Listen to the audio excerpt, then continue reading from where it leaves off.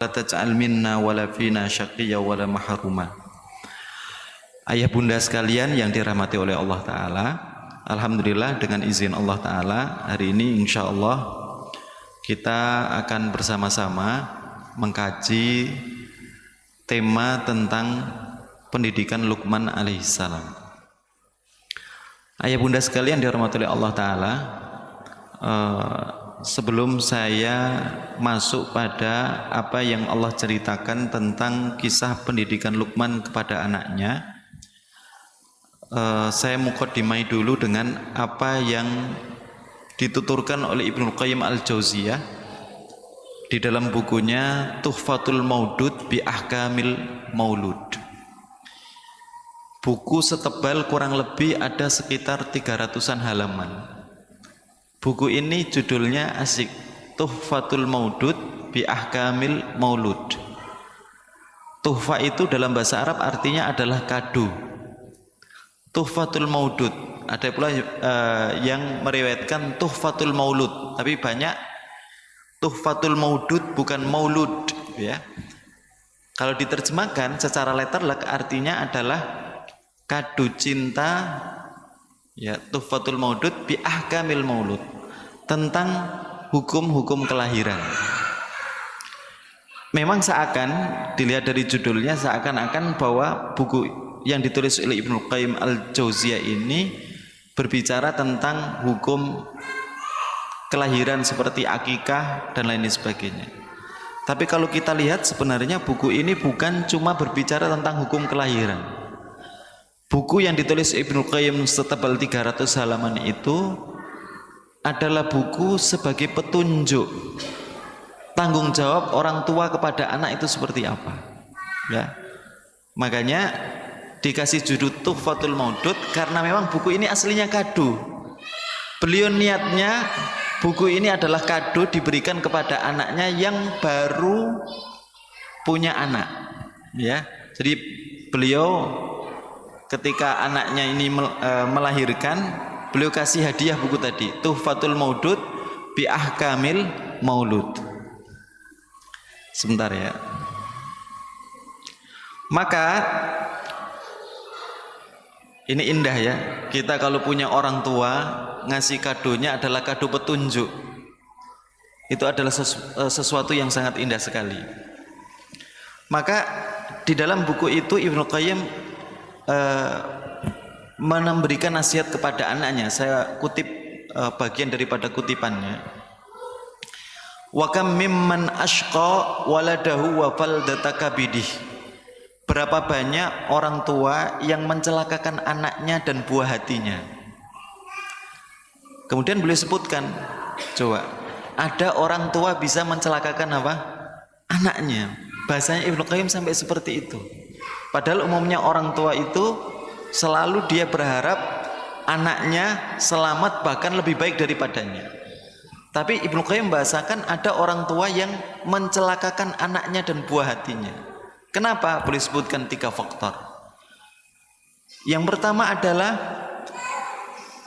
biihmalih, karena orang tua abai dengan pendidikan anak. Ini sebab yang pertama. Tayyib. Kemudian yang kedua, watarki ta'dibih, meninggalkan penanaman adab buat anak. Jadi salah satu pendidikan penting yang diberikan oleh orang tua kepada anak adalah pendidikan apa?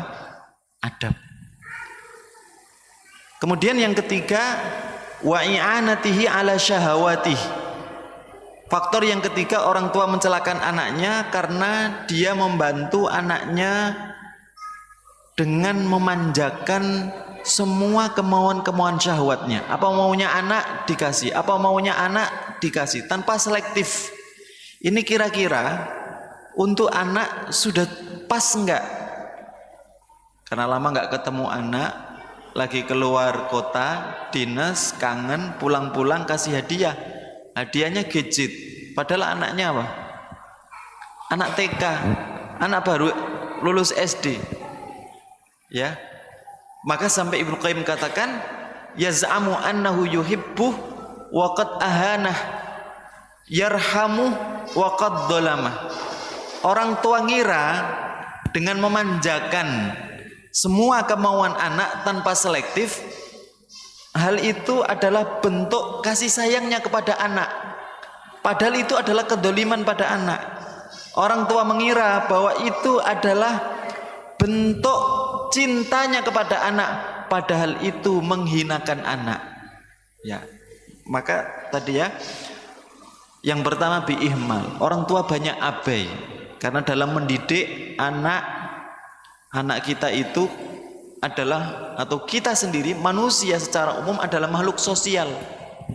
Anak kita nggak mungkin karena melihat mungkin tujuannya baik, saya nggak maulah anak saya bercampur dengan teman-teman di luar rumahnya. Kenapa? Saya takut kalau bercampur dengan mereka, bergaul dengan mereka, nanti merubah ucapannya, merubah perilakunya, merubah cara berpikirnya. Padahal kata para ulama, al-insanu makhlukun madaniyun bit-tab'i. Manusia itu adalah makhluk sosial secara tabiat. Kalau kita kurung malah mematikan apa? Tabiatnya. Makanya kata para ulama seperti yang dikatakan oleh Al-Ghazali dalam bukunya Ayyuhal Walad, mendidik itu kayak menanam. Menanam itu ibarat apa? Ibu kalau nanam padi, pernah ngelihat orang nanam padi nggak? Orang kalau nanam padi itu kan nggak mesti tumbuh padi saja, pasti tumbuh apa? Ada tumbuh rumput-rumputnya, ada tumbuh-tumbuhan liar selain daripada padi. Kalau orang tidak awas ketika menanam, dia cuma yang penting padinya tumbuh, tapi rumputnya tidak dia cabut, yang terjadi apa? Gagal panen.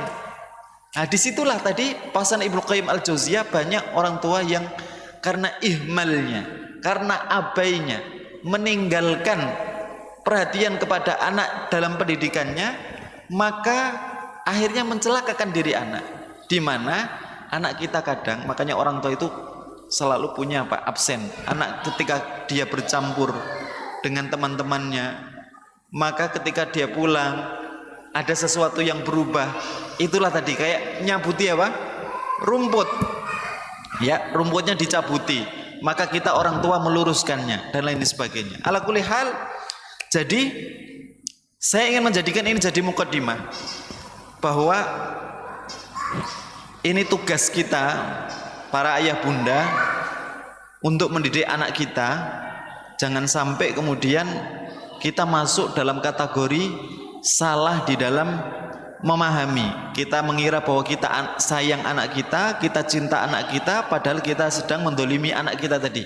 Karena kita tidak perhatian di dalam pendidikannya, abai tadi ya, ihmal. Kemudian yang kedua, karena tidak pernah menanamkan adab pada diri anak.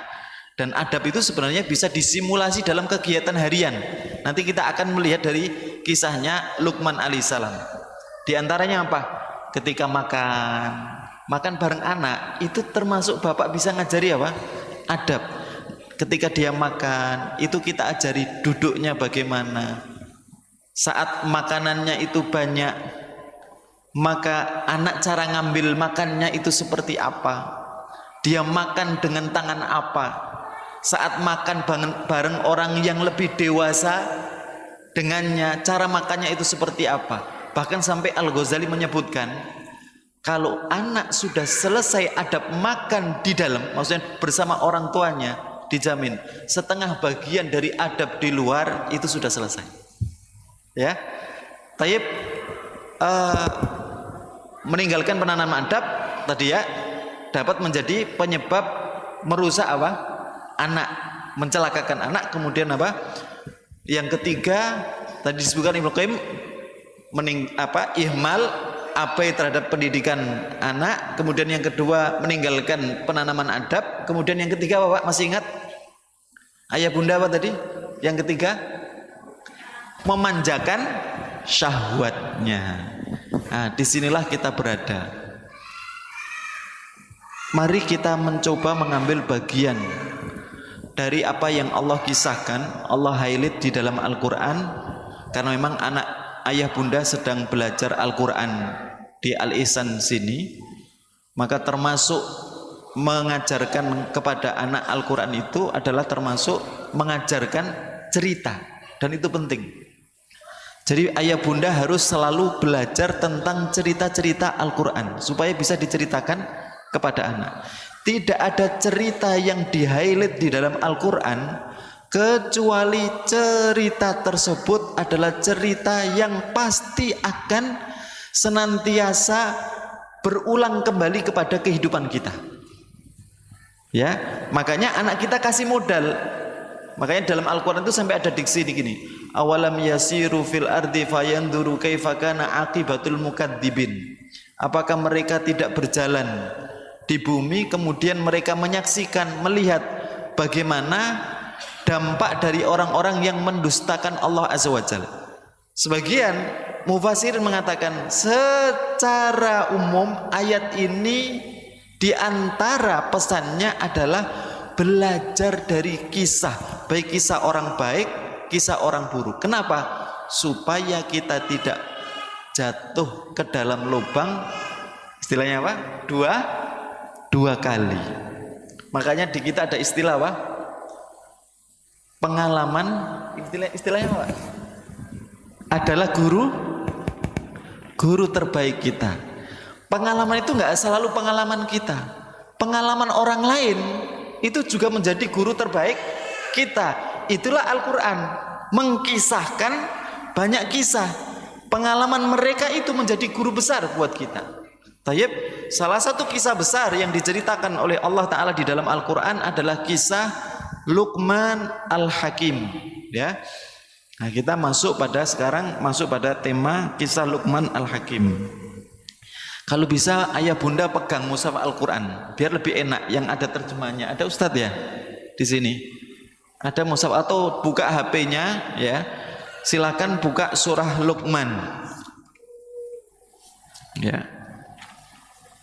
Silakan dibuka surah Luqman. Ayah bunda sekalian dalam rahmat Allah, sebelum saya masuk kepada poin-poin nasihat Luqman kepada anaknya, maka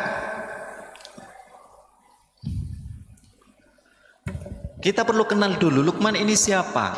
Ya. Subhanallah. Luqman ini sebagian ulama mengatakan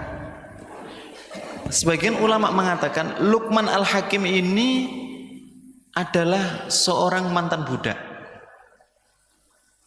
Mantan budak. Dalam istilah bahasa Arab, mantan budak itu sering disebutkan maula, jamaknya mawali, mantan budak. Ya, Tayyib. Apa istimewanya mantan budak sampai diceritakan oleh Allah di dalam Al-Quran? Bahkan sampai Al-Hasan Al-Basri itu pernah menuturkan begini, lau kana fi ma'dubatin, tuh, lau masya fi ma'dubatin, seandainya Luqman Al-Hakim ini ada rombongan yang sedang menghadiri acara undangan makan, walimah atau apa. Ma'dubah itu undangan makan, bisa bentuknya walimah atau apa. Jadi ada rombongan datang memenuhi undangan tadi ya, undangan makan gitu ya. Kemudian Luqman ikut ada di jalan tersebut. Ya mungkin beliau Luqman ini tujuannya lain, bukan tadi ya undangan makan. Maka kata Al-Hasan Al-Basri, la dufi', maka Luqman itu pasti akan diusir. Dufi'ah artinya akan didorong keluar dari rombongan. Kenapa? Karena Luqman ini secara tubuh, coba fisiknya diceritakan oleh banyak para ulama, Qatadah bin Di'amah As-Sadusi, Imam Ibnu Katsir sendiri menceritakan Luqman ini kulitnya hitam, bibirnya besar, kakinya saking banyak jalannya itu bengkak, telapak kakinya itu apa? Bengkak besar. Hidungnya, afwan, ini bukan menceritakan aib ya, tapi ulama kadang ingin menjelaskan tentang faidah kenapa sampai Luqman ini diistimewakan oleh Allah Ta'ala. Kulitnya hitam, hidungnya pesek, rambutnya seperti brokoli. Bayangkan kayak apa gitu ya. Mantan budak. Tetapi nilai dan derajatnya Luqman itu sangat diutamakan oleh Allah Ta'ala. Kalau kita membaca beberapa literasi, memang di antara ulama seperti Ibnu Jarir at-Tabari, Imam Baghawi itu menyebutkan bahwa Luqman ini usianya panjang sampai pernah ketemu dengan Nabi Daud alaihissalam, seusia dengan Nabi Daud alaihissalam. Tapi ala kulli hal banyak para ulama menuturkan Luqman ini intinya sezaman dengan Nabi Daud tanpa menyebutkan umurnya Luqman itu sampai berapa. Ya. Luqman Al-Hakim. Al-Hakim itu julukannya. Al-Hakim itu maksudnya apa? Orang yang punya banyak hikmah. Jadi namanya Luqman Al-Hakim, ini sifatnya. Ya. Dijuluki, digelari oleh Allah dengan Al-Hakim karena apa? Dia banyak hikmah. Makanya nasihat-nasihatnya Luqman ini nasihat yang penuh dengan hikmah. Nah, kita kembali pada tadi, padahal secara fisik, secara harta, di dalam kehidupan kan biasanya ada istilah orang menyebutnya strata sosial, dia dari kalangan, bukan kalangan orang yang terpandang. Sampai kalau ada orang-orang penting hadir dalam undangan wali, kata Al Hasan Al Basri, kemudian tiba-tiba ketemu Luqman bersama rombongan, maka Luqman ini akan diupayakan untuk didorong keluar. Kayak orang mau menghadiri undangan walimah putra presiden gitu ya, kemudian bersamanya orang yang dirasa ya nanti akan menurunkan derajat saya, maka apa? Nggak mau diajak bareng ya. Ala kulli hal. Itu Luqman itu sampai seperti itu. Ya. Tetapi Allah Ta'ala memuliakan dengan derajat yang tinggi sampai Nabi Daud alaihissalam betul-betul memuliakan Luqman alaihissalam. Kenapa? Yang pertama karena ketakwaan Luqman. Kemudian yang kedua karena akhlaknya Luqman. Yang ketiga karena syukurnya Luqman. Makanya di surah Luqman ayat 12 Allah Ta'ala berfirman, A'udzu billahi minasyaitonir rajim. Wa laqad atayna Luqmanal hikmata an ishkur lillah wa man yashkur fa innama yashkuru li nafsihi wa man kafara fa innallaha ghaniyyun 'anil 'alamin. Aku telah menganugerahkan kepada Luqman hikmah. Dan Luqman ini punya hikmah yang agung. Dia ini seorang mantan budak, kemudian bekerja sebagai tukang kayu. Pekerjaannya sebagai tukang kayu. Ya. Ada teman kami itu lulusan Libya. Saya itu merasa malu. Dia ini subhanallah karya-karyanya luar biasa. Mensyarah tulisan-tulisannya ulama besar. Ya. Dan karyanya itu bahasa Arab, Pak. Beliau ini kerjanya sebagai kuli. Pagi dia di pondok ngajarin santri kitabnya para ulama yang beliau syarah sendiri. Ada kurang lebih dari seingat saya yang saya ingat teman saya nulis sampai 20-an karya. Tapi apa? Dia subhanallah kerjanya sebagai apa? Kuli bangunan. Dan dia sudah mensyukuri nikmat itu. Subhanallah. Saya kadang kalau ngelihat wajahnya saya malu. Ya. Tayyib. Luqman ini adalah seorang tukang kayu. Suatu ketika bosnya itu memanggil dirinya, meminta untuk membelikan seekor kambing. Kemudian setelah itu bosnya ini memerintahkannya untuk menyembelih kambing tersebut dan meminta agar mengambilkan organ yang terbaik. Oleh Luqman diambilkan lidah dan hati. Ya, tayyib. Kemudian bosnya minta, sekarang kamu ambilkan untukku organ yang terjelek. Maka Luqman mengambilkan apa? Hati dan lidah kambing tersebut. Maka kemudian ditanya sama bosnya, ketika aku memintamu untuk mengambilkan dua organ terbaik, kamu mengambil apa? Lidah dan hati. Ya. Ketika aku memintamu untuk mengambilkan organ terburuk, kamu ambil lidah dan hati. Kan ini apa? Paradoks, kontradiktif.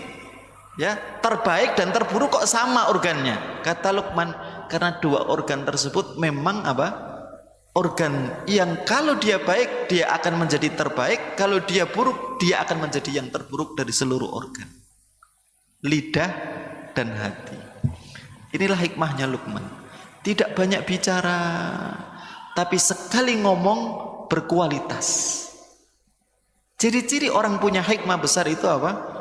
Dia nggak banyak bicara, tapi ketika dia berbicara berisi, berbobot, berkualitas. Dan ini asik. Di surah Luqman ini Allah bercerita tentang Luqman dimulai dari ayat 12 dan Allah sebutkan yang pertama Luqman ini dianugerahi oleh Allah hikmah. Apakah kita sudah menjadi orang tua yang punya hikmah? Tidak banyak bicara, tapi kalau bicara, bicaranya apa? Berkualitas. Ya. Sehingga ketika berbicara berkualitas, makanya Pak, di kita ada sebuah kata-kata, dulu orang tua kami selalu bicara, nah kalau kamu ngomongmu itu bagus berkualitas keluar dari hati, itu nanti bisa jatuh ke mana? Ke hati. Makanya ucapan hikmah itu ya berbobot, berkualitas, keluar dari hati, bisa masuk ke dalam hati. Taib. Jamaah sekalian dirahmati Allah, dan ini ayat jadi muqaddimah sebelum cerita tentang nasihat-nasihat Luqman kepada anaknya. Allah menunjukkan Luqman ini punya hikmah, baru kemudian diceritakan bagaimana Luqman mendidik anaknya. Nah, ini perlu kita tanyakan kepada diri kita sebagai bentuk tadabbur. Apa makna tadabbur sih? Dubur itu maknanya apa? Dubur itu maknanya apa? Ayah bunda. Dubur itu maknanya belakang. Makanya apa? Sesuatu yang keluar dari dubur, keluar dari belakang. Kenapa tadabbur diistilahkan tafakur terhadap makna-makna ayat, mendalaminya, kemudian mencari insight-insightnya, kemudian dicocokkan dengan realitas kehidupan, relate dengan kehidupan kita. Tayyib. Kenapa itu semua dinamakan tadabbur? Yang kata tadabbur diambil dari kata dubur, artinya belakang. Karena tadabbur itu bukan cuma sekedar orang mencari insight dapat makna, tetapi apa? Tetapi mengandung konsekuensi apa nextnya, duburnya, belakangnya, nextnya apa? Maka orang yang cuma pinter tafsir, tapi dia tidak menjadikan makna-makna tersebut ada dalam realitas kehidupannya, dia belum tadabbur. Karena hakikat tadabbur bukan cuma berhenti di kognitif, orang paham, orang ngerti, tetapi apa? Berujung sampai nextnya apa? Perbuatannya dibalik apa yang dia pahami itu apa? Maka subhanallah, kalau kita tadabburi di sini subhanallah, ayat ini diawali muqaddimah. Allah Ta'ala bercerita tentang Luqman, bahwa Luqman ini aku berikan hikmah. Dan tadi diantara hikmahnya Luqman, makanya sampai diceritakan Nabi Dawud alaihissalam saat itu sedang buat baju besi. Maka ketika buat baju besinya bagus sekali. Kemudian Luqman itu pengen tanya, kira-kira baju besi ini mau dibuat Nabi Dawud apa ya? Kok sebagus itu gitu. Cuma Luqman dia saring lagi, kalau aku bertanya dengan pertanyaan tersebut, manfaatnya untuk saya itu apa? Padahal kalau bertanya tersebut boleh nggak? Cuma manfaatnya untuk saya itu apa? Ya ini kan hikmah yang tinggi. Makanya salah satu nasihat agung Rasulullah SAW, min husni islamil mar'i tarkuhu ma la ya'ni, sampai dimasukkan Imam Nawawi termasuk hadis arba'in nawawiyat adalah hadis ini, yang artinya tanda kualitas bagusnya Islam seseorang adalah meninggalkan sesuatu yang tidak bermanfaat untuk dirinya. Luqman dalam berbicara sesuatu, dalam mengerjakan sesuatu, itu standarnya bukan cuma mana yang boleh dan mana yang tidak boleh. Itu sudah selesai bagi Luqman. Tapi apa yang ada pada diri Luqman? Memilih mana yang bermanfaat untuk dirinya. Maka sampai ketika dia mau tanya, tertahan di lidahnya. Dia nggak jadi tanya karena apa? Mikir tadi, kalau aku tanya itu kepentingannya untuk saya apa? Faedahnya untuk saya apa? Padahal bertanya, baju besi itu mau digunakan untuk apa, wahai Nabi Allah Daud alaihissalam, itu boleh nggak? Boleh. Tapi ditahan sama Luqman. Maka Luqman cuma mengulurkan salam kepada Nabi Daud alaihissalam, Assalamualaikum warahmatullah. Maka kemudian Nabi Daud menjawab, Waalaikumsalam warahmatullahi wabarakatuh. Maka Nabi Daud diberitahukan oleh Allah apa yang terjadi pada diri Luqman tadi. Maka kemudian Nabi Daud memberikan jawabannya karena diberitakan oleh Allah, ni'mad dir'u lil qital. Baju besi sebagus ini aku persiapkan untuk perang. Tayyib. Maka kemudian Luqman mengatakan, inna minas sumti lahikama. Ternyata di balik diam itu, di antara sikap diam itu ada apa? Hikmahnya. Nah, ini contoh-contoh hikmahnya Luqman. Beberapa riwayat ada yang menceritakan dalam perkataan Abu Darda, dalam beberapa sahabat, Luqman itu pernah ditawari oleh Allah Ta'ala, wahai Luqman, maukah aku pilih kamu sebagai khalifah Allah Ta'ala di muka bumi? Apa jawaban Luqman?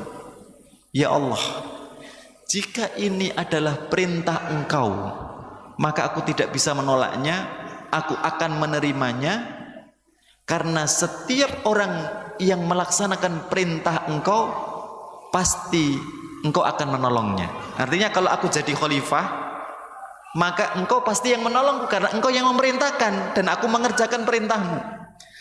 Tapi jika ini adalah pilihan atau tawaran yang Engkau berikan kepadaku, ya Allah, maka aku menolak, ya Allah, izinkan aku untuk menolaknya, karena itu adalah ujian besar untukku dan aku tidak mau menantang ujian.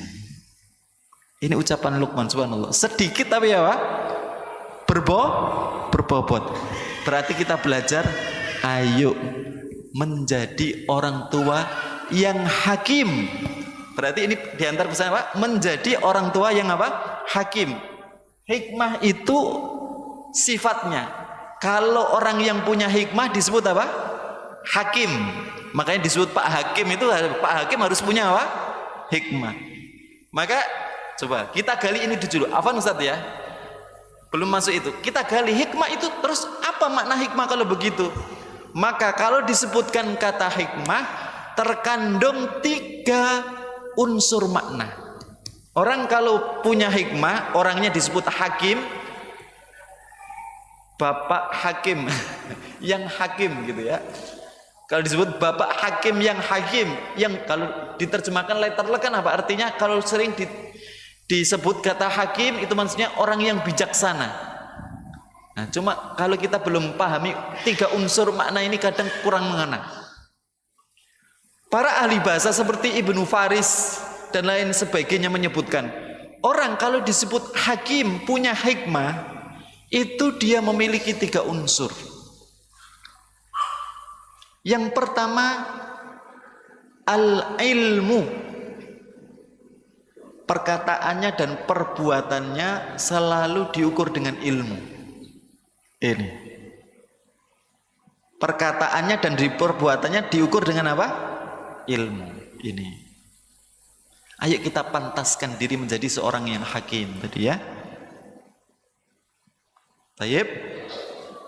Kemudian yang kedua, al-hilmu. Kalau tadi apa? Al-ilmu. Kemudian yang kedua apa? Al-hilmu. Pakai hak. Kalau tadi pakai ain. ilmu. Nah, sekarang yang kedua pakai ha, hilmu. Hilmu itu apa? Lembut, penyayang. Ya. Tayyib. Santun itu masuk dalam kata al-hilmu. Santun, lembut, penyayang. Dan itu penting, yang ada pada diri orang tua harus memiliki sifat ini. Makanya Nabi pernah menyampaikan permisalan kebaikan tanpa tanpa hilm itu seperti permisalan apa? Seperti madu yang kena cuka. Rasa madu itu bisa hancur, Pak. Kalau apa? Kalau kena tetesan-tetesan cuka. Ya memang ini nasihatnya nasihat yang agung, isinya bagus. Cuma seorang yang memberikan nasihat ini tidak memiliki sifat hilm ketika memberikan nasihat. Sifat hilm, santun, beradab, lembut, sopan, maka akhirnya yang disampaikan hanya menjadi busa. Ya, berbusa-busa dia bicara, seakan-akan apa? Masuk telinga kanan, keluar telinga kiri, nggak masuk ke hatinya anak. Makanya tadi ya, orang yang hakim itu punya unsur yang kedua disebut apa? Al-hilmu. Yang ketiga adalah al-anatu. Al-anatu. Al-anatu itu apa artinya, Pak? Penuh dengan kajian, tidak gegabah, tidak terburu-buru. Ya. Contohnya siapa? Nabi Sulaiman. Nabi Sulaiman. Nabi Sulaiman saat itu sedang mau berangkat bersama pasukannya. Ketika baris berbaris, maka salah satu pasukannya absen, nggak ada, terlambat. Siapa dia? Burung Hudhud diceritakan dalam surah An-Naml. Maka ketika Hudhud tidak ada, apa kata Nabi Sulaiman? Malila aral Hudhud. Ya, kenapa aku tidak melihat Hudhud? Amkana minal ghaibin, apakah dia tidak hadir? Maka apa kata Nabi Sulaiman? Lau adibannahu adzaban syadidan aw la adbahannah aw la ya'tiyanni bisultanin mubin. Aku akan sanksi Hudhud dengan sanksi yang berat, atau kalau tidak aku sembelih, atau kalau dia datang membawa sebuah berita besar. Tapi ketika Hudhud datang, apakah Nabi Sulaiman langsung menghukum Hudhud? Tidak, di cross check dulu. Kenapa dia telat? Maka famakatha ghairu ba'id faqala ahadtu bima lam tuhit bih wajituka min saba'in binaba'i yaqin. Maka di cross check sama Nabi Sulaiman, ditelusuri kenapa dia telat. Oh, ternyata telatnya karena punya sebuah misi penting. Berupa apa? Melihat ada istananya Ratu Balqis dipimpin seorang perempuan, istana Yaman, istana Sabak, yang mereka beribadah kepada matahari. Wah, ini berita penting yang diberitakan kepada Nabi Sulaiman. Coba sikapnya Sulaiman tadi. Saat anak dalam posisi baris berbaris, itu saat itu coba psikologinya apa? Anak yang sedang baris berbaris, dalam kondisi baris berbaris, pasukan yang sedang pasukan yang sedang berbaris itu psikologinya apa, Pak? Disiplin kan? Artinya dalam kondisi orang yang saat itu dibutuhkan kedisiplinan sebagai seorang pemimpin, kalau Nabi Sulaiman tidak mengatakan perkataan yang tegas tadi, kenapa aku nggak melihat Hudhud? Aku akan apa? Hukum dia, sanksi dia dengan sanksi yang berat, atau akan aku sembelih. Ucapannya Sulaiman ini itu adalah ucapan yang bermanfaat dalam kondisi dibutuhkan ketegasan. Dibutuhkan ketegasan karena apa? Momennya adalah momen baris berbaris. Dalam kondisi baris berbaris, orang butuh kedisiplinan. Dalam kondisi disiplin, pemimpinnya sendiri nggak disiplin. Coba kalau Nabi Sulaiman, Hudhud telat, kemudian Nabi Sulaiman, Hudhud telat ya. Terus kemudian Nabi Sulaiman nggak memberikan ancaman tadi, Akhirnya nanti apa? Tentara yang lain, besok saya telat aja, kan nggak apa-apa. Hudhud aja kemarin telat, saya telat juga nggak apa-apa. Subhanallah. Jadi Nabi Sulaiman memberikan ancaman itu karena memang momennya adalah momen dibutuhkan kedisiplinan. Dalam disiplin dibutuhkan ketegasan.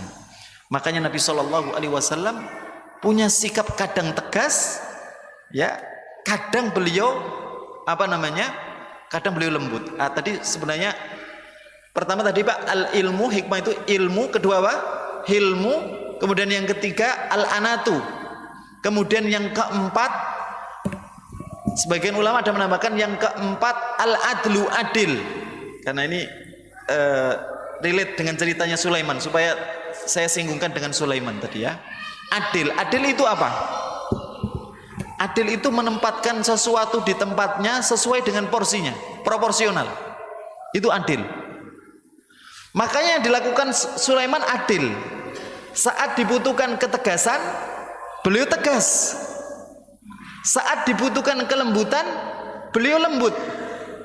Makanya ketika Hudhud datang, apakah beliau langsung kemudian mempraktekkan hukumannya? Tidak. Beliau berlembut-lembut kepada apa? Hudhud, menanyakan dulu supaya Hudhud berterus terang apa yang kemudian dia lakukan. Maka dia tunjukkan tentang tadi ya, istana Ratu Saba. Tidak gegabah tadi, Anat itu tidak gegabah. Jadi setiap melakukan satu tindakan penuh dengan apa? Kajian. Ya, ini nanti dampaknya bagaimana, ya? Apakah akan menimbulkan madarat ataukah tidak? Meskipun apa yang saya lakukan ini dalam pandangan kasat mata ini baik, cuma kalau saya lakukan kepada orang ini kira-kira dampaknya bagus ataukah tidak. Makanya sikap tidak gegabahnya Rasulullah atau yang sering disebut dengan la'anat, ketika ada orang Badui datang masuk masjid nggak ngerti fungsi masjid itu apa, kemudian kencing di pojokan masjid. Kencing di masjid itu salah nggak? Salah kan? Makanya para sahabat langsung apa? Mereka berdiri ingin ngeroyok. Tapi oleh Rasulullah SAW apa? Da'u, tinggalkan dia. Wala tajrimu, jangan keroyok dia.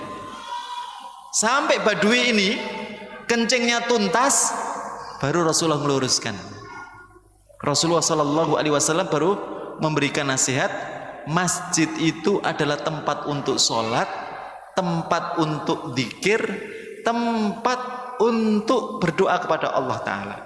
Tidak layak masjid itu diisi dengan najis, kotoran, dan main-main. Coba responnya Badui ini apa?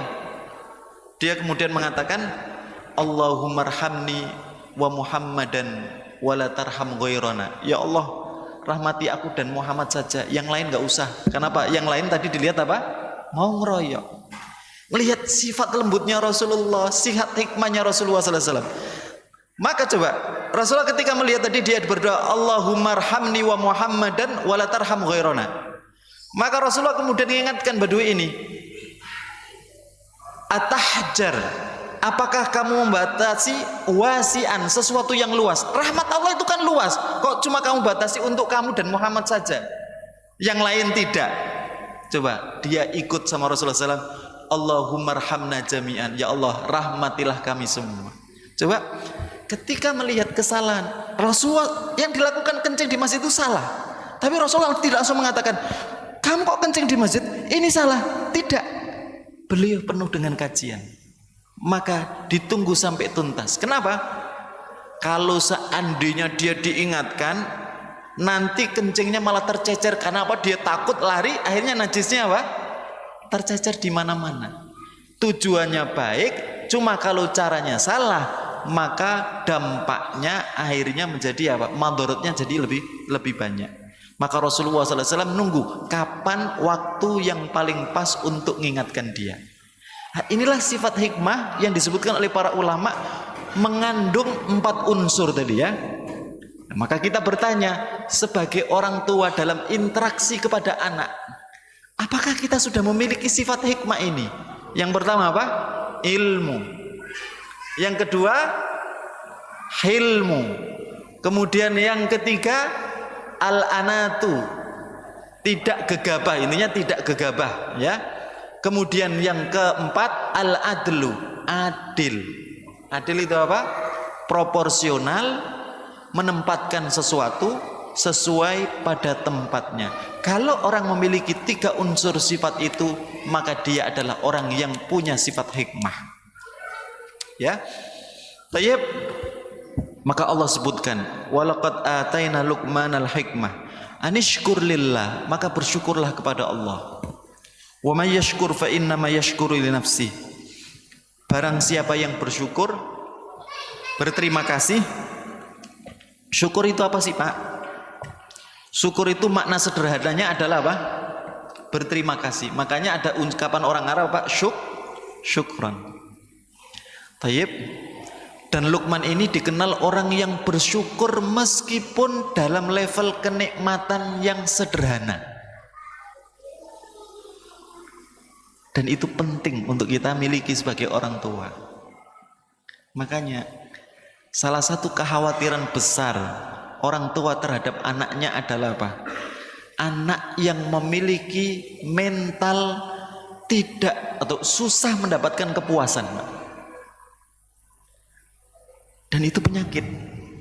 Makanya subhanallah, orang tua perlu mengajarkan kepada anaknya untuk gampang berterima kasih meskipun dalam hal yang sangat murah, hal yang sedikit. Coba anaknya pulang, diajak makan. Makanya sekarang anak yang sering diajak makan, dikit-dikit orang tuanya mau wisata kuliner apa, udah datang. Di sana ada kulineran baru loh, datang. Ini baru datang, ini baru datang. Sehingga orang tuanya jadi repot nanti. Makan ini, bosen. Sudah pernah. Makan ini bosen, makan ini bosen. Subhanallah. Itu adalah salah satu bagian dari penyakit mental.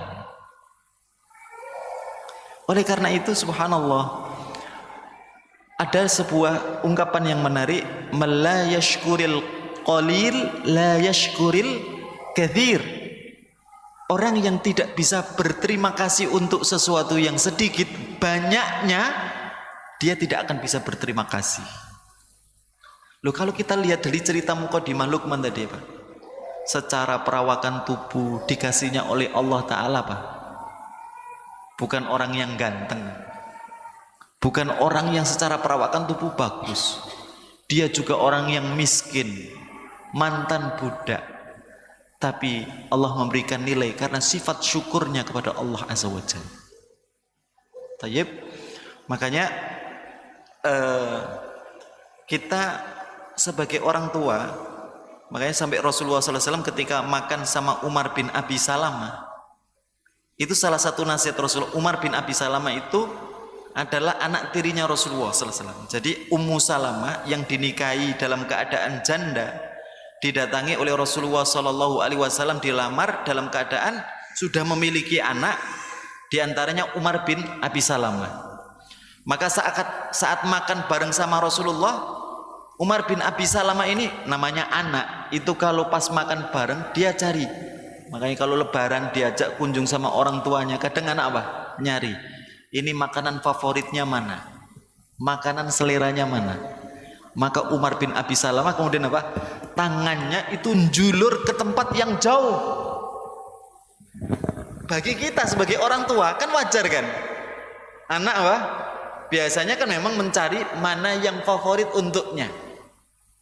Maka Rasulullah SAW ngasih nasihat kepada Umar bin Abi Salamah, ya gulam, sammillah wa kul biyaminik wa kul mimma yalik. Rasul nggak langsung masuk kepada poin kesalahannya, diurutkan oleh Rasul, wahai anakku, bacalah bismillah, wakul biyaminik, makan dengan tangan kananmu, wakul mimma yalik, makan apa yang ada di dekatmu. Menarik, salah satu syarahnya Ghazali itu menarik, makan apa yang ada di dekatmu itu diantara poinnya Al-Ghazali apa? Rasul mengajarkan kepada anak, makan apa yang ada, ya, makan apa yang ada, ya, yang di dekatnya. Subhanallah, makanan yang dianggap sederhana, syukuri, nikmati apa yang ada. Makanya subhanallah, ini salah satu di antara sifatnya Luqman adalah sebagai seorang hamba yang mudah bersyukur kepada Allah Ta'ala. Sehingga kemudian memberikan nilai kepada anak-anaknya. Mereka adalah orang yang hidup dalam keadaan sederhana tapi pandai dalam berterima kasih.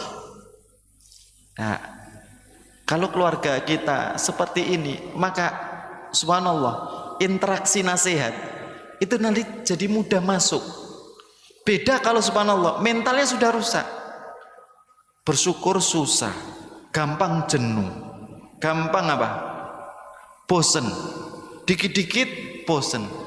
Subhanallah, duduk sebentar saja saya jamin tidak akan bisa apa? Tidak akan bisa tahan, ya. Makanya kadang saya, di antara kekhawatiran saya kadang, apalagi sekarang anak dimanjakan dengan gadget. Salah satu yang ditampilkan di gadget itu apa? Yang video pendek itu apa? Short. Di short itu coba anak short. Dia tidak puas menikmati apa yang dia lihat. Dia ganti lagi, dia ganti dia. Apa kita nggak takut anak kita tidak, subhanallah, karakternya tadi ya, untuk menikmati sesuatu itu sifatnya zigzag, tidak beraturan. Belum lagi dalam informasi yang ditampilkan dalam setiap apa yang dia tonton, itu kan sifatnya tidak urut. Dulu kita yang ibu-ibu rata-rata di sini, para bunda, para ayah lahir di tahun berapa? Hah? Nah, saya 80-an ya, 80-an. Artinya di usia itu kita kalau dapat informasi itu dapatnya dari mana? Dari TV atau dari apa? Dari koran. Yang sifatnya masih teratur. Kalau dari sini subhanallah, semua informasi bercampur jadi satu, benar atau tidak, urutannya juga tidak jelas. Sehingga kan anak akhirnya terbentuk dari apa yang dia lihat, dari apa yang dia dengar. Makanya kata Ibnu Qayyim Al-Jauziyah, ingat, sesungguhnya apa yang dilihat oleh anakmu pertama kali, didengar oleh anakmu pertama kali adalah apa yang ada di sekitarnya. Makanya subhanallah, dia lihat tadi, lihat. Nah, subhanallah, nggak puas. Ketidakpuasannya ini memberikan dampak sendiri kepada diri anak. Sehingga subhanallah, hari ini salah satu keluhan guru-guru SD, salah satu keluhannya guru SD, kadang saya ngisi beberapa beberapa diminta untuk ngisi di halakoh guru-guru di SDIT. Anak-anak sekarang ketika belajar di kelas itu nggak bisa tahan duduk dengan baik lebih daripada 10 menit, Pak. Masalahnya apa? Dulu kalau kita subhanallah mudah. Karena apa?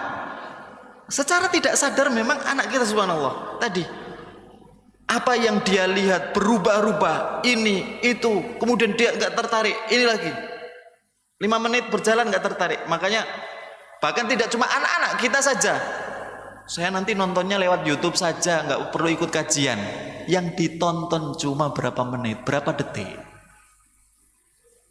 Subhanallah, kita nggak bisa tahan lama. Ini berdampak pada mental kita. Makanya subhanallah, justru orang yang dianggap menikmati itu adalah orang yang bisa menghargai sesuatu yang sedikit. Sehingga ketika dia dapat banyak, dia akan menikmati. Kalau yang sedikit saja dia tidak menikmati, gimana banyaknya? Dia tidak akan bisa menikmati. Meskipun nanti bahkan kalau dia dapat banyak, itu pun juga dia akan menganggap apa? Sedikit. Lah, inilah yang ada pada sifatnya Luqman, yang dijelaskan dalam perkataan beberapa sahabat seperti Abu Darda. Luqman ini adalah pribadi agung yang mendapatkan sedikit bagian dari kenikmatan, tapi dia apa? Orang yang pandai mensyukurinya. Ya, maka ayo kita belajar di dalam konteks kehidupan kita, dalam berkeluarga lah, dalam sebagai orang tua lah. Kita sendiri sebagai orang tua, apakah tadi ya pandai menghargai kenikmatan, bersyukur untuk sesuatu yang sedikit, sehingga kemudian kita ajarkan kepada anak-anak kita. Makanya kalau kita pandai bersyukur untuk sesuatu yang sedikit, maka yang lebih banyaknya kita akan bersyukur, ya. Tayyib. Makanya di sini disebutkan wa may yashkur fa innama yashkuru li nafsihi. Barang siapa yang dia bersyukur, maka hakikatnya dia bersyukur untuk dirinya sendiri. Artinya syukur kalian itu manfaatnya kembali kepada diri kalian. Punya apa? Punya sifat yang bagus tadi, mentalnya terbangun dengan baik. Baik, manfaatnya kembali kepada diri kita. Allah tidak pernah mengambil secara umum, Allah tidak pernah mengambil manfaat untuk diri Allah terkait dengan semua ibadah yang kita lakukan. Manfaat ketaatan, tasbih, zikir, ibadah yang kita lakukan itu kembalinya kepada siapa? Kepada diri kita sendiri. Bukan kembali kepada Allah Azza wa Jalla. Syukur kita itu kembalinya kepada diri kita. Wa man kafara fa innallaha ghaniyyun hamid. Sementara orang yang kufur, Allah taala Maha Kaya, Allah cukup, artinya kufurnya kalian enggak ngaruhi Allah. Ya.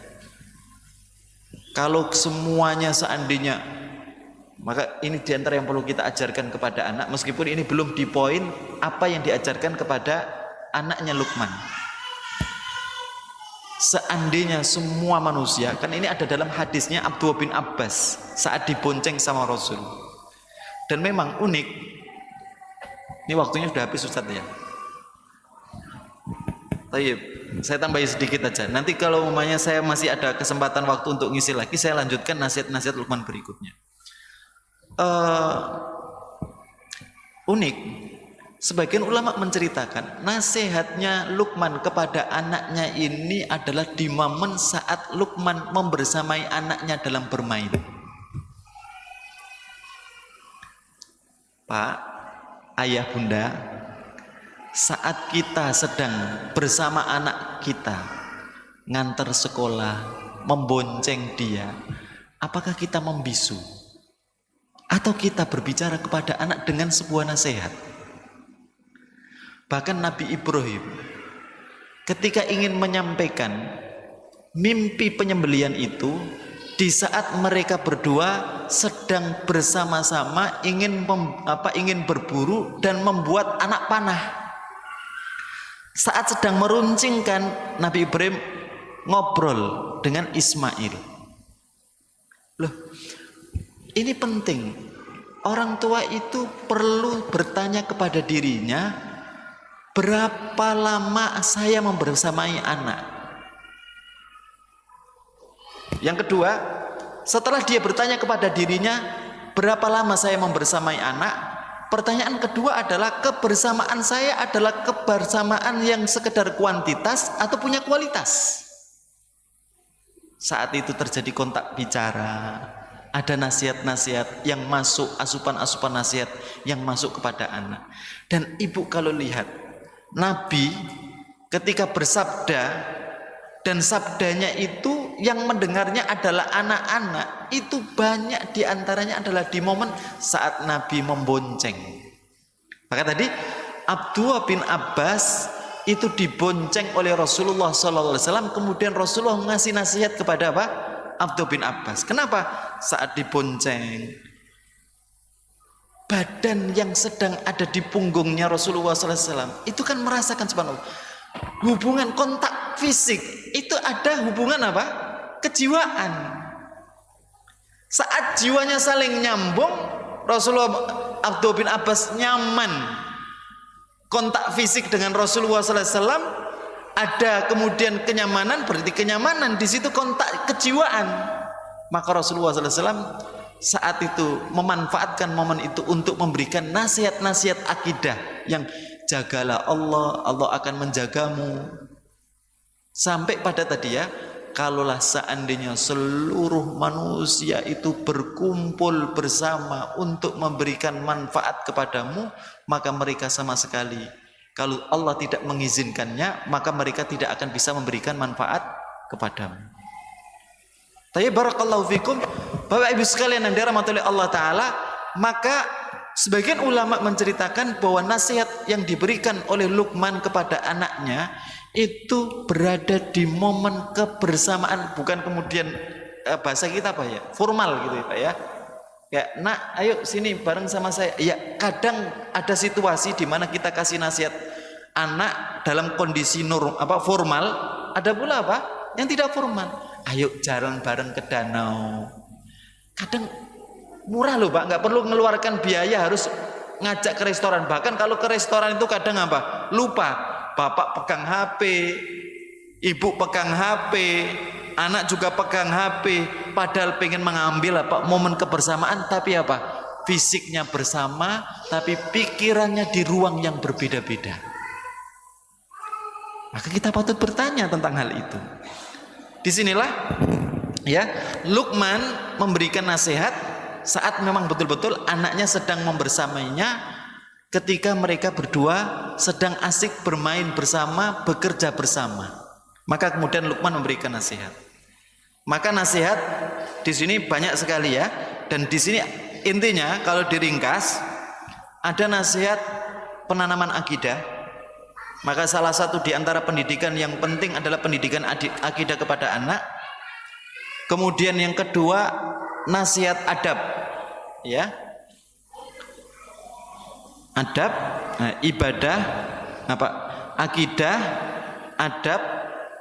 Kemudian berikutnya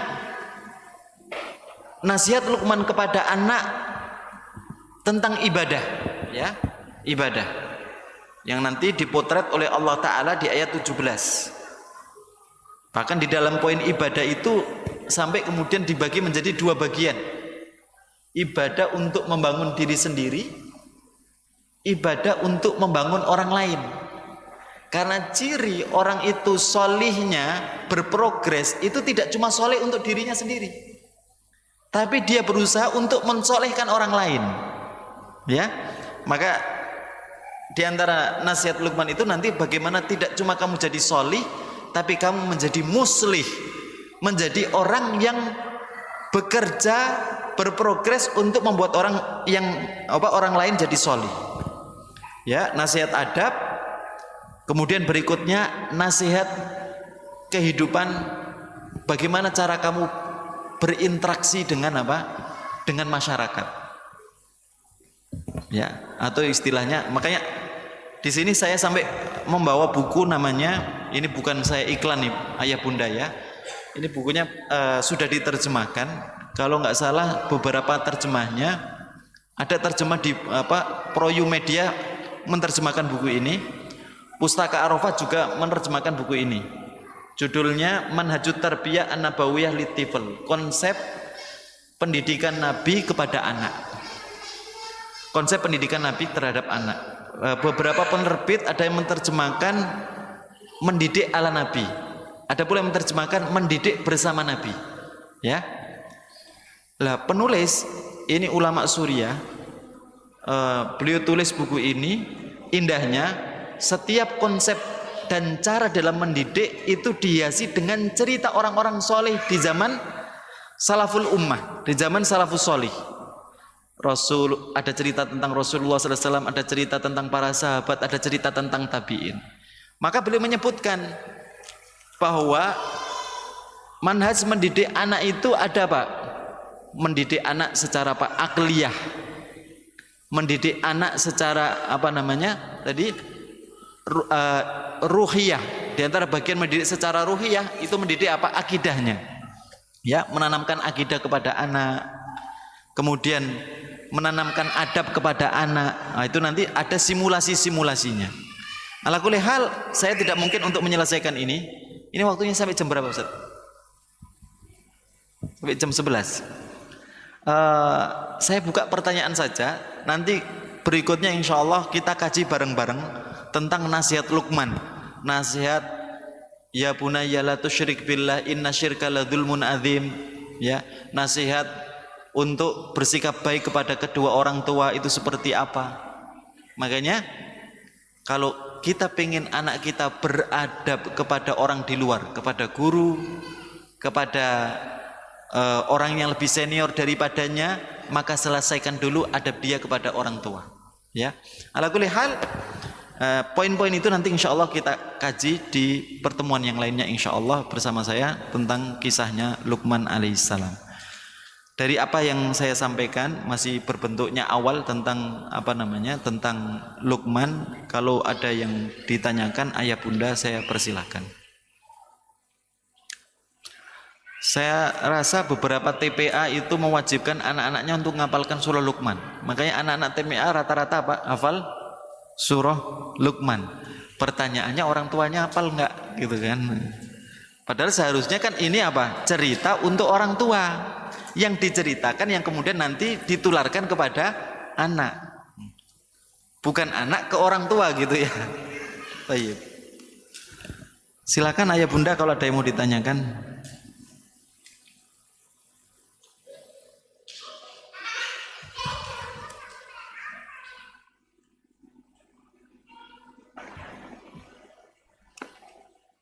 Saya mau tanya, kalau nggak ada yang tanya, saya mau tanya. Ya, balik saya yang nanya, ayah bunda ya. Boleh ayah bunda ya, saya nanya ya. Enggak, ini cuma asesmen dari saya. Saya ada pesantren. Sebelum saya tanya, saya itu ada pesantren. Salah satu di antara kendala pesantren hari ini, yang mendaftar ke pesantren hari ini itu grafiknya turun drastis Pak. Ya, sebagian karena memang mereka nggak mau sekolah, sebagian tingkat trust masyarakat kepada pesantren itu turun sangat drastis sekali. Ya, sampai ya turunnya itu sampai kurang lebih 75%. Ya, daftar ke pesantren.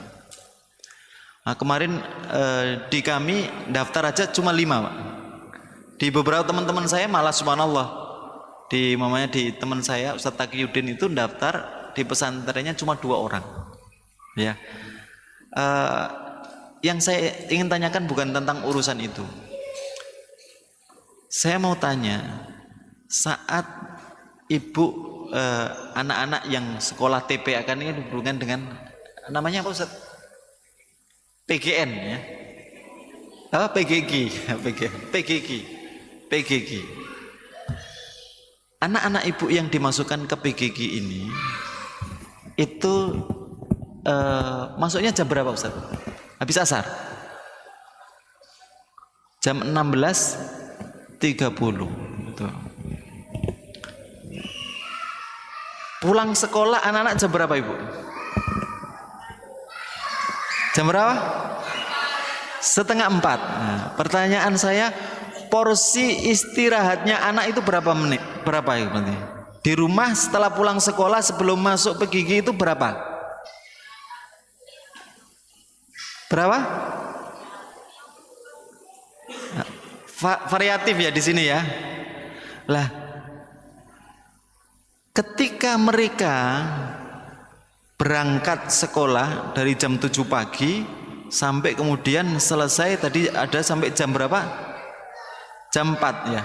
Ada pula jam 3, ada pula jam 2. Variatif ya.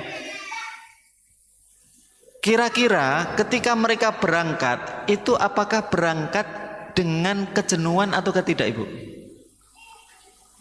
Ada yang jenuh ya? Ada yang jenuh ya? Tayyib. Kemudian karena ini mempengaruhi, disitulah pentingnya nanti orang tua. Jadi orang tua jangan cuma melihat anak berangkat sekolah, melihat wajah anak berangkat untuk belajar itu juga penting. Inilah perbedaan antara ibunya Imam Malik dengan ayahnya Imam Malik. Ayahnya Imam Malik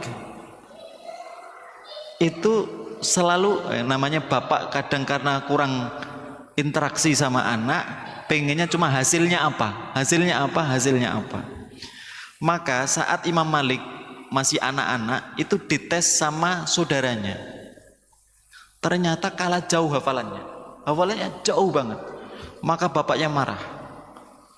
Kamu sudah, bahasa sederhana kita biasanya bapak ngomel, sudah saya biayai belajar nggak dapat apa-apa, hasilnya cuma segini saja. Sampai kemudian Imam Malik patah. Imam Malik itu gurunya Imam Syafi'i dan nggak mau belajar lagi. Siapa yang membangkitkan semangat belajar lagi? Ibunya. Kenapa? Karena bapaknya banding-bandingkan dengan saudaranya. Karena pulang hasilnya nggak sama dengan saudaranya. Maka ketika Imam Malik rahimahullah sama ibunya, subhanallah, maka dibawa kepada seorang guru namanya Robi'atur Ra'yi yang ngajar di Masjid Nabawi. Ketika dibawa, karena sudah nggak ada niat jadi ulama, maka Imam Malik lihat seorang penyanyi, artis lah ibarat kita ya. Maka Imam Malik matanya tertegun, lihat dengan penuh antusias. Sama ibunya dibiarkan, kemudian kepalanya dibelokkan sambil digendong. Kemudian ibunya mengatakan, "Nak, penyanyi itu nanti kalau dia sudah tua suaranya jadi jelek, mukanya juga tidak seganteng ketika dia masih muda, sehingga orang-orang mulai meninggalkan dia. Kalau kamu terobsesi jadi seperti dia, kamu juga akan seperti dia. Kamu hanya dilihat oleh orang saat saat usia muda yang dilihat karena tampannya atau karena suaranya, tapi kalau sudah meninggal dunia kamu akan ditinggalkan orang." Maka ibunya mengatakan, "Maka jadilah kamu sebagai seorang alim, jadilah seorang fakih seperti Robi'ah." Menurut ibunya bercerita tentang Robi'ah, kamu tidak akan ditinggalkan, baik kamu itu baik kamu hidup maupun kamu mati, kamu tidak akan pernah ditinggalkan sampai akhir zaman. Maka kemudian ibunya itu selalu ngajak, jadi dibarengi sama ibunya. Ketika ke Robi'atur Ra'yi, ibunya itu selalu makaikan, di situ disebutkan, maka beliau dipakaikan burnus, dipakaikan pakaian-pakaian megah, pakaian-pakaian raja gitu ya, untuk berguru kepada siapa? Robi'atur Ra'yi. Seakan-akan apa? Ibunya ini paham, pokoknya aku akan membuat, karena Imam Malik itu senengnya sesuatu yang indah. Ketika sesuatu yang indah tadi beliau lihat, kok ada di penyanyi tadi ya, pakaiannya indah, suaranya indah, maka kemudian ibunya mengubah posisi yang indah itu, diubah dari ngelihat penyanyi kemudian di posisi ketika belajar sama Robi'ah. Maka ketika belajar sama Robi'ah, ibunya itu sampai kadang gonta-ganti beli pakaian supaya Imam Malik ngesankan pokoknya kalau belajar sama guru, saya pokoknya adanya yang menyenangkan. Makanya itu penting. Anak-anak kan yang dia pikir pokoknya mendapatkan apa yang dia senangi, ya. Makanya Imam Malik memposisikan, ibunya Imam Malik memposisikan agar anaknya ini selalu melihat di majelis ilmu itu pokoknya menyenangkan. Dengan cara meskipun belum menyenangkan di sisi hadisnya dulu, tapi dibelikan pakaian, dikasih hadiah sesuatu, sehingga akhirnya Imam Malik jadi senang. Nah sekarang siapa yang mengenal nama saudaranya Imam Malik? Ada nggak? Saya sendiri aja nggak kenal namanya. Tapi justru orang lebih mengenal namanya siapa? Imam Malik. Maka Imam Malik kadang suka bercerita tentang ibunya dalam majelisnya. Karena peran ibunya yang berhasil mengubah dari awalnya tidak suka terhadap majelis ilmu, tapi berikutnya malah jadi ulama besar. Maka ibu harus awas ketika anak berangkat, jangan sampai yang menyenangkan itu justru hal-hal yang hubungannya justru bukan dengan urusan agama. Buat anak dalam urusan agama itu malah justru apa? Menyenangkan.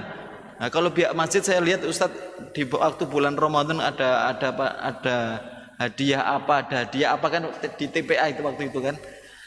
Maka dari pihak ibu juga apa? Secara personal tadi ya melihat antusiasme anak itu kita harus selalu lihat wajah dia kalau mau berangkat sekolah seperti apa, wajah dia kalau mau berangkat ke apa tadi PGG itu seperti apa. Itu perlu.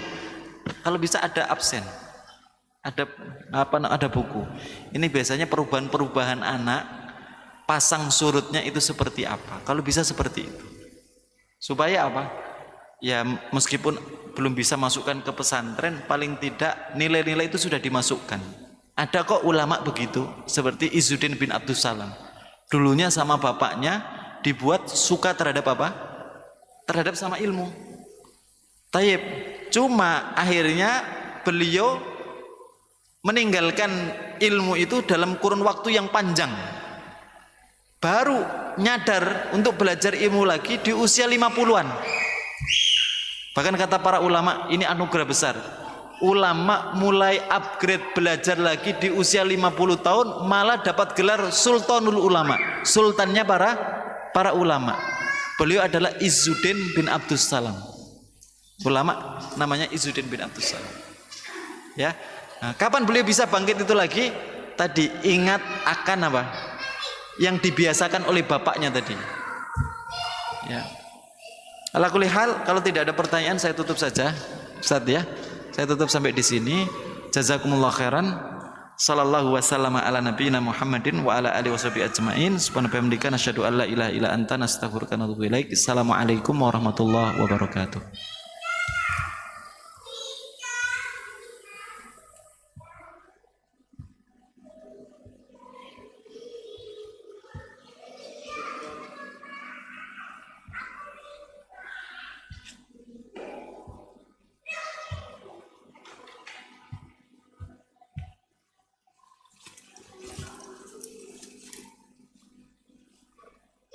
Ustaz.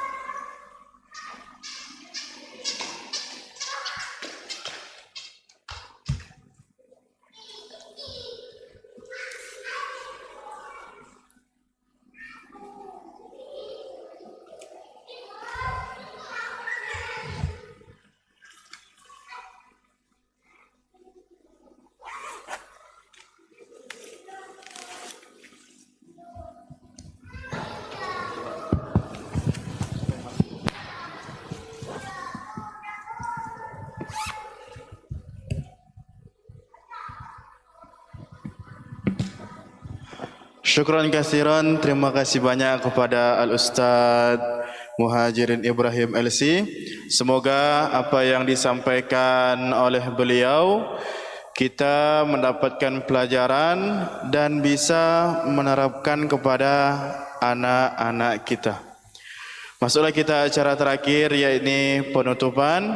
Saya sebagai MC mohon maaf sebesar-besarnya apabila ada kurangnya. Al-insanu mahal khata' wan nisya. Sekian dari saya. Marilah kita tutup acara ini dengan melafazkan kalimat alhamdulillah, alhamdulillahi rabbil alamin.